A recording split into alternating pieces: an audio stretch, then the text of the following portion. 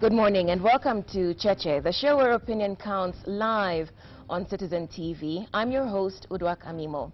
Now, Kenya's Wildlife Service is defending itself against claims that it has lost the war against poachers. It says there is no poaching crisis.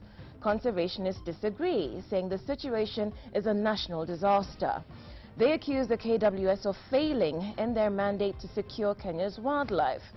Well, the Acting Director General of the KWS is William Kiprono, and he's a guest on Cheche today. Also with me, the regular panel of Mutegi Njau of Royal Media Services and David Makali. Good morning and welcome to Cheche. Good morning. You have a broad mandate covering Kenya's wildlife, but we'll start with poaching because you're defending yourselves. What is the exact situation? Why is this not a national disaster? Thank you very much, Amimo, and the panel. Well, first of all, I think we need to go back to the background of the problem and see where exactly the rain began to beat us. The year 2007, there was one sale of permission given to the SADC countries, that's the Southern African rangelands. They were allowed to send the stockpile. And at the same time, by coincidence, there was a leader, a prime minister in one of the Asian countries, who stated that the rhino horn had cured cancer, which he had. This thing moved things very fast, and by the year 2008, we lost the first 116 elephants and 5 rhinos in Kenya. Come the year 2009, we lost 267 elephants and 16 rhinos. We come the year 2010, we lost 21 rhinos and 289 elephants. Come the year 2011, we lost 30 rhinos and 200 and those 254 elephants. But we're in 2014. Now, let me come in. Let me proceed on. Let me give you the statistic, the graduation. As we are reaching 2013, we lost 59 rhinos and 302 elephants. As compared to the year 2013, where we lost 384 elephants. Now what we are saying cumulatively, the year 2013, we find ourselves in a situation whereby the figure had really gone up, and we are saying to ourselves as KWS, we are not going to rest. What did we do? The first time we declared this thing as a challenge to the organization. For the first time, we had the so-called Operation Okoandof. That means, as an organization, we realized Operation Okoandof. That was 19 March 2012. That's when we started this issue. So what we are saying is that when I look at the year 2013 and 2012, I'm seeing a situation whereby cumulatively we lost, that is for 2013, we lost 361 animals. This is the endangered species, the 2 species. But in 2012, we lost 414. So there is a significant decline, a small, although it's not very significant, but small decline in the type of the number of animals that we lost at time. So this year we've lost 18 rhinos and 51 elephants. If you multiply that, these 3 months and up to December, what's our projection? Our projection, of course, we want to, not that we want to have as we got about the 300. We want to come below that. We are working on below the 300. That's about coming below 300 by this year. That means we have put in place certain strategies which are in place. First of all, as a country, we recognize that this is a serious issue. It's a very serious. It's a serious issue. It's a serious Why is issue. it not a national disaster? Why it's not reached a national disaster is that because the problem is not a Kenyan problem alone. We need to work together. In the last CITES in Bangkok, which took place last year, The treaty that protects endangered species. yeah, the treaty that protects endangered species. What came up is that we had 8 countries which were told to be the Gang of 8. They were grouped as the Gang of 8. These are what we call the source countries. We have the so-called the transit countries. We have the so-called the consumer countries. And in East Africa, we are 3 of us. We have Kenya, Uganda, and Tanzania. Then the transit countries, we have Malaysia, Vietnam, and Philippines. Then we have the so-called the consumer countries, that's China and Thailand. So we were told to go back and work as a team, as the 2 teams, in order to ensure that we curb this problem. Because we are looking at the source as well as the demand. And why I'm saying it's not a crisis. Of course, this is about semantics and so forth. Of course, it depends. I'm not going to, people have the right to call what they call. But as where I stand myself as the director KWS, I know there's something which can still be done. We're in control of things. We can manage. With all the things put in place, that is working together as a team. Because the problem sometimes is that if we take it as a KWS affair, then we fail. These are national security issues. And we have brought it to that level. And it's being taken at the highest level of government. And we are looking at it at that level. We have already brought in. What explains the systematic increase in the loss of the animals, elephant and rhino? Because the numbers have been escalating. Is there anything in the environment that explains that loss? Yeah, the question is that, of course, I don't want to say there is, of course, I told you, in 2012, we lost 384 elephants. But in 2013, we lost 302. That's a difference of about 82 elephants. At least we managed to. I know Mutegi will not agree on that one. It's a small number. It's a small thing. I mean, you're giving us numbers through the years, but you had an elephant count in February in Tsavo. 800 carcasses were found. So you're telling us that the numbers are declining. Going back to Mutegi's point, if you look, to the end of this year and do a projection, it just seems as if our population of elephants is, being systematically, as David said, being wiped out. Now, what we want to tell you about the Tsavo issue, the Tsavo count, I think there is something we have not told Kenyans. What happened, we did what we call the census, which was total count of the wildlife in Tsavo, that's the elephants. And we came up with a figure about 11,000. That is the minimum. When you talk of the minimum, sometimes counting wildlife is not as easy as you can think about. Yes. Then there was another body which came to do a sample. That is the Elephants Without Borders. They came in and they counted, and they found that Tsavo, within the sample count that they did, Tsavo could have between 11 and 14,000 elephants. That's what they came up. That's the latest statistics that we have. And the carcasses? The carcasses, Amimo, is that not necessarily due to poaching. There are other issues that come into. Such as? Such as, one, of course, human-wildlife conflict that we can have in some places.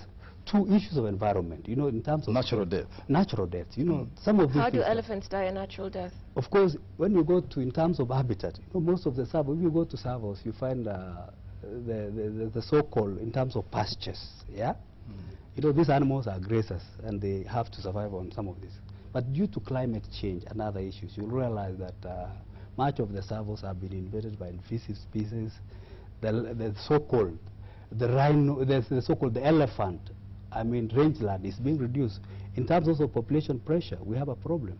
And the worst of it in the Tsavos is that we have others coming in with their livestock, and they already decimated most of the grazing in Tsavos. So there are a lot of factors, both natural, both, of course, poaching. Crime, I'm not saying it is not there. It is very serious, and we take it seriously. Okay. So we'll come to those factors in a minute. But going back to poaching, I'm not sure that any of us here is satisfied with the answers we're getting.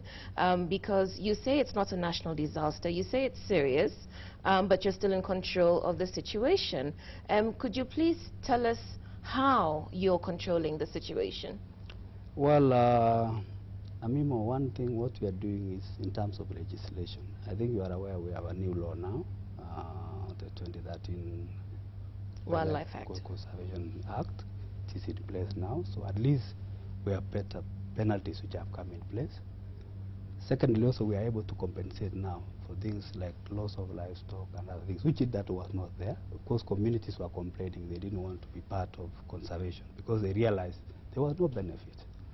In terms of law enforcement, we are upping our game. We are coming up with better strategies. You know, these fellows, the criminals, have also ways of doing things that either they were using firearms and other things. But now they are changing their approach. They are evolving in terms of the crime.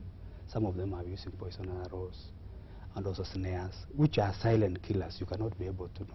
So in this one thing is, of course, when you are fighting a war, you have to ensure that your intelligence network is proper. So what we are doing is doing training and capacity building of officers in collection of intelligence. Two, in terms of looking at crime clock. Want to see, sometimes, you know, they used to come during the, of course, there are some hours, around 6 in the evening is when the poachers come, when they used to go the darkness. But you realize also they are trying to see, and some days you have heard of some poachers being killed in the day. So these fellows, it's just you are fighting a war which is becoming a bit complex. But doesn't the fact that they're coming during the day suggest that you've completely failed, that they're so bold, they're so brazen, they have no fear, they can walk into a park or conservation area, kill an animal, and walk out without any fear of reprisals? Anyway, madam, I think you have seen other crimes. They happen even during the day. The crimes, the serious one we are talking about. Yes, but we're talking about your... Yeah, I'm trying to give you an overview. You know, crime is a crime, whether it is whatever, on human beings or wildlife. So you can imagine you are manning. Savo is not, it's a country as big as, is a park as big as Israel. And we are talking about 300 officers there. Surely, 21,000 square kilometers, having 300 people to man. It's not a simple issue. So you don't have enough people? Obvious, I don't have enough people. That one, I don't have enough people. I can say that one without any... There was a time that poaching in this country was sponsored on some tacit approval by people in power. At one time, is there any possibility that this poaching that has escalated in this country now has some support of people in power? Not any that I'm aware myself. I'm not aware of that, but I'm very sure that even about... There have been some suggestions from particularly foreign press that this poaching has a tacit approval of people... Actually, not just the foreign press, but local conservation groups have made the same allegation. Yeah. Well, I think the problem sometimes, of course, nobody's above the law. I mean, if it's not KWS, the other law enforcement agency in this country, we should be able to give them that report, and if it's not acted. You know, the problem sometimes people make some statement. We need to support that and come out, give proper evidence, and I'm very sure. So those poachers are not the ones who export. They have their lords. They are the people who pick the ivory and sell it. Those are just used as a pawn. They kill and bring to people in power. Well, the much we know, what we have gathered ourselves as an organization is, one, of course, poaching is a complex, it has a complex layers in terms of poaching. Of course, when we talk about poaching, we're talking about the poachers. There are about four levels that we're talking about. The poachers and those people who do the real poaching. These are majorly the local people, herdsmen, who are used. Then we have the so-called brokers, people who just broker these things after the poachers get these things, they broker.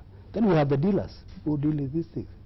Then we have the financiers, people who finance this business. So why don't you get those? Because if you get rid of those... I'm proceeding to you. I'm coming up to, I'm going to give you the, let me finish what Yes. I'm saying. Eh? Yeah. And then we have the people who are exporters, people who export this, they call these things. Then we have the so-called the consumers at the other end. Panel, these people, this business, this crime is not as people look at it. It's a multi-billion business. We are talking about Kenya shillings 1.7 trillion. And which, going back to Mutegi's point, would suggest that these people need political sponsorship, or at the very least, the protection of powerful people within the system. No, let me tell you, even the one at the local level, the way I look at it myself, the people we are talking about locally, maybe you call them to brokers, but the major fellows, the major dealers, the people running this business could be even offshore, not within this country, Kenya.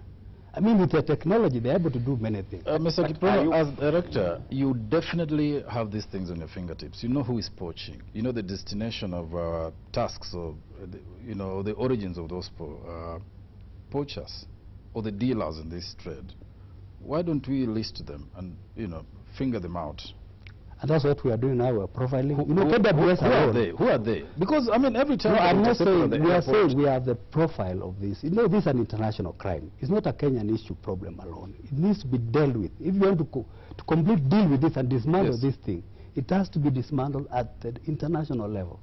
And that's what we're doing at the government. We are not saying government is sleeping about this issue. Government is doing a lot of things. Maybe much of it is not within the public purview. What is the destination of most of the ivory? Majorly to the Asian countries is where we have the ivory going. Asian? That's too general. Because why I'm asking that question is because there has been a correlation between the increased presence of the Chinese operations here and poaching. There's a clear connection here. Makali, if you remember when I talk about the Gang of 8, I gave the source, I told you the trust point, and I gave you the major consumer, and I told you about China and Thailand being one of the major consumers in terms of this.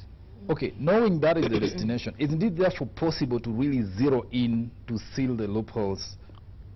Well, I want to be honest with you. Like China has been very cooperative. We are working together, and at the political, even at the highest political level. And I want to assure you that they have been very supportive. They are cooperating with us. And we are working towards doing something. And even support, in fact, we are waiting for some resource support from China. They are also doing something in their country. Remember the other day they destroyed some of the ivory. So we have been working very closely. Not that we are, these are criminals that we are talking about. But wouldn't declaring it a national disaster in Kenya, given that much of our foreign exchanges derive from tourism, dependent on wildlife, allow us to mobilize more support and to treat this with, a little bit more seriousness and alacrity? Well, I mean, as I said, of course, declaring it as a certain level, it is not within my purview. But what I'm saying... It's just that you're opposed to it. No, I'm not opposed to it. I think people have not understood what I say. I say that as KWS, we are still in control of this. There's no crisis. It's not a disaster. We are still in control of this. There's not, because when you define disaster, I'm happy most of my colleagues here, when we define the word disaster. I mean, it's maybe because I'm being careful in terms of divination. You have to, even when you are giving medication, you have to give it in a... different levels. Yeah, different levels. You just don't rush to issues, because we still got a lot of us. Me as a director, I believe there is something we can still do as a country. Because poachers, as I've stated, they are local people. And if today we say, we tell our people to stop poaching, and they stop, and we can do that. But if the increase in the loss is by 30% every year, isn't that alarming? If it's not a disaster, at least let's use the word alarming. 30%? If you look at the figures you put out yourself from 2009, the increase is almost by 30%, especially the rhino ones. They've really been growing. Yeah, the rhino issue, I agree with you. The rhinos would actually be a crisis. Yeah, rhino, I've told you that it's that. But what I'm telling you is that we are still a control at the government level, and I'm saying we need to be careful. The message I need to send outside there is, for sure we need to be careful. It's like I'm giving a yellow card, that something is not proper, something needs to be done very fast, and I believe we still got a lot to do at the national level. That's very measured. I'm afraid it's very measured for people who are reading about poachers being arrested. Elephants, the other day, one of your staff was weeping that his job is going to be lost at this rate. That is a national, that of course attracted a lot of national interest, that there must be something going on. Perhaps if we brought him here, he would have a different account, to the extent that he weeps. Well, one thing we appreciate, and I want to agree that this motion that has come, this debate that is happening, is good for us, that people get to be aware that we have a challenge, we have to do something. And all of us have to do something. The only thing is the issue of pointing fingers at people. I don't think you'll end anywhere. Yes. Because all of us have a responsibility. It's not about KWS, it's not about government. All of us, and both the people. I remember 2002, when this issue of taking bribes. You remember the public came in and they were saying no to bribes. So to me, where I start, and I believe if we did that, and we support the law enforcement agencies, we're able to curb this problem. Okay. What is the extent of the involvement of your staff in poaching? Well, we have had cases of staff since 2009. We dismissed 17 of them who have been out. I remember we have taken about 13 of them have been retired on public interest. So we are doing, we know those who are found to be committed, we don't condone poaching, and we deal with them according to our... Do your staff have faith in you? Well, that one is a bit, of course, as I know, unless not known to me, they are very supportive. Oh, they're supportive? They are very supportive, yeah. Because you're the acting Director General, and apparently your appointment was not without controversy. So are you the right person for the job? I'm very right. I think the appointing authority saw it fit. Yeah, I'm very sure, and I'm confident on that one. That one I can say from my heart. I'm confident, I'm up to the task. Were you vetted? That time, the law was very clear. There was no vetting. There was no vetting. So I think it's very clear, the law, it gave the precedent. But you had what experience, just a minute, what experience do you have with conservation? Because you come from a background of administrator. You were a county commissioner before you came into the KWS, so you're not? Okay, my mandate was to provide strategic leadership in the organization. I'm not coming in as a technical officer. There are technical officers there within the 8 divisions. So I'm coming in at the level of leadership, not at a technical level. Yeah. So the point I'm making and that I'm putting to you is whether you're equipped for the job, given that your predecessor, I think, won awards for being the CEO of the year. You had someone like the conservationist, Dr. Richard Leakey, and you seem to be struggling with containing poaching and conserving Kenya's wildlife. Do you think that's a fair point? No, I think that's not fair. I've given you the statistics. It's not something which began with me. Losing 2000... But it seems to be escalating. No, it's not escalating. Look at it. Let us be fair to everybody and look at the situation. 2008, we have lost 116 elephants, isn't it? Right. And then followed by 267. Don't you think that is a substantial amount? That's like 50%. Yes. So let us not also cheat Okay, after that... And then after that, I came in at the end of 2012. Yes. And 2013. 2012, we are talking about 384 elephants, isn't it? 2013, we reduced to 302. So aren't you seeing that something, at least the curve goes down? Went down. I think I need to be, I'm not ashamed of that. You need to be commended. I need to be commended. That one, honestly, I can't okay, you need to be commended. But how come the conservationists don't seem to have the same appraisal of you? Why are they raising alarm? You know, the other day, Dr. Leakey, who has been associated with wildlife conservation and, you know, these things for a long time, Dr. Kahumbo, the one who is also engaged in wildlife conservation, they were all of them up in arms saying, look, there's a problem here, we need to fix it. How do you receive that kind of response from your colleagues, as it were, in that conservation sector? Well, I don't think, of course, they are entitled to their own, of course, thinking and way of talking about it. But all of them subject them. I don't want to tell you what it is. Go back to the history of everybody. And then I don't want to start talking about people have all their ups and downs. That one, let us not cheat ourselves. You don't think it's fair criticism? It's not fair. Of your tenure? It doesn't fair. It's not fair. We've heard media reports of sabotage by your own staff, especially around the time you were appointed. Okay, not to my knowledge. I know they have been very supportive. We have worked together. And if it was sabotage, I think it would not be the way they are.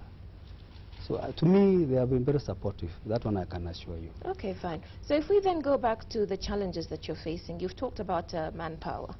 Yeah, you have large areas to patrol. You don't have enough personnel, boots on the ground. What else? Well, one, as I've told, of course, in terms of manpower, it's, of course, conservation is quite expensive. You will understand that this is something that needs a lot of investment. I cannot... What's your budget? Of course, we came up with a budget now. To address the issue, we have come out to deal with all these things. We came up with a budget because after this issue, I've dealt with about 3 billion that we require. 3 billion shillings? That we require to address, most of these issues. What do you have at the moment? Okay, what I have at the moment, of course, apart from what I paid staff, of course, my revenues generate about 4.5 billion. 4.5? Total revenues at an average of 4.5 billion is what That's what you have at the moment. That's what I call. You need an additional 3 billion. Subvention from government is about 2.1 billion, so it's about 6 point something. And of course, in terms of expenditure that I have as an organization, that I require about 8.4 billion is what together total. So it comes to what, about 600 point something. So to cater for most of the things, because technology which I need to leverage on, these things are becoming more complex. We need technology. We need night vision goggles. We need to man to own the night and even the day, because this thing is not about hotel. We need more vehicles. We need more personnel. To move, mobility is very important. And of course, we need to bring in communities, having projects like so that communities also accept to work with us. So we need some money so that at least we are able to loop in the communities, because without the support of the communities, this will go to naught. But there are those who might argue that you've already been adequately funded and you're not doing very much with what you have. Not really. I have the budget. I've told you I've worked on my budget. We have figures to support that. Okay. Let's assume that is the budget you have. You've outlined financial requirement needs to be boosted. But in terms of just reducing the poaching, the numbers lost, what are, like, meticulously, without a hurry, 1, 2, 3, 4, 5 things that we need to do as a country, targeting everybody, myself, the KWS government, communities? What are the things that on top of KWS must do? Of course, one, in terms of personnel, we need to up the numbers. Of course, I know we have the long term and the short term, and already what we are doing in order to ensure that the personnel is looping in other security agencies. A little faint. I should give you more coffee, man. No, I'm okay. I'm okay. Okay. I'm saying the thing is, I'm just struggling to hear you. No, what I'm saying is that we need to put more people in terms of personnel, more in terms of people. Yes. We need a lot of people to come in. That's one. Yeah. And that's why we have come in with the issue of involving other security agencies. Yes. Who are now working with us. We have what we call the interagencies kind of a group crack unit that we have, involving the National Police Service, involving the GSU that we have, KWS, and other like the CID. We are bringing them on board. We have the issue of course, intelligence collection. Because without intelligence collection, we cannot fight a war. Wars need to be planned, need to be know the enemies that we are fighting. So involving other intelligence organs in the country. Mm-hmm. The issue of restructuring the organization so that we get more men. You remember His Excellency the President came up with a task force to merge some of the organization. Right. And as we are talking now, we are working with KFS, Kenya Forest Service, KWS, Kenya Water Towers, Nyayo T-zones, so that we have numbers, because it's no need for when you have a forest guard cutting trees and then KWS ranger guarding the animals. So what we are saying is that we want to improve on the efficiency, improve on the numbers. That's a quick win. Yes. The cabinet secretary also in charge of the department, KWS, has also come up, she has also come up with a task force, wildlife security, to look at it, because I mean you could be blaming people while there are issues. Some decision, you need to make decisions based on research, based on issues which are known, because sometimes when you hit the bush, maybe there is something ailing us, and the only thing you can do is to ensure that you are able to get the facts right. Yeah, if it's a weakness of somebody, then it will be known. Yes. But you cannot, some of these things we are eating around the bush, and by the end of the day, nothing comes on board. Okay, so that's a good thought to take a break on. I'm getting the facts right. This is Cheche, live on Citizen TV. The chair of the Kenya Wildlife Service, William Kiprono, is our guest this morning. We're talking about how the organization is securing Kenya's wildlife. So your questions for him are welcome on SMS 22422 or on Twitter. The handle is @Cheche_TV.